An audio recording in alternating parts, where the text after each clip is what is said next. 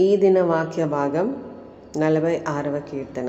దేవుడు మనకు ఆశ్రయమును దుర్గమునై ఉన్నాడు.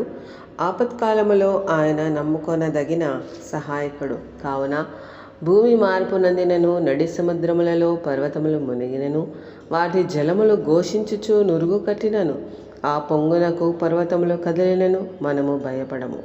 ఒక నది కలదు, దాని కాలువలు దేవుని పట్టణమును, సర్వోన్నతుని మందిరపు పరిశుద్ధ స్థలమును సంతోషపరచుచున్నవి.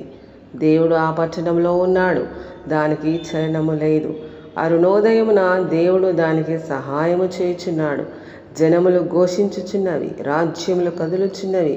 ఆయన తన కంఠధ్వని వినిపించగా భూమి కరిగిపోవచ్చున్నది.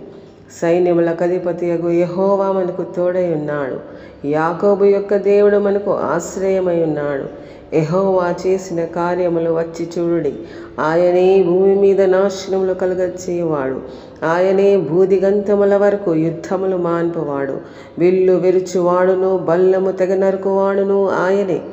యుద్ధ రథములను అగ్నిలో కాల్చివేయువాడు ఆయనే. ఊరకొండుడి, నేనే దేవుడనని తెలుసుకొనుడి. అన్యజనులలో నేను మహోన్నతుడనగుదును, భూమి మీద నేను మహోన్నతుడనగుదును. సైన్యములకు అధిపతియగు యెహోవా మనకు తోడై ఉన్నాడు.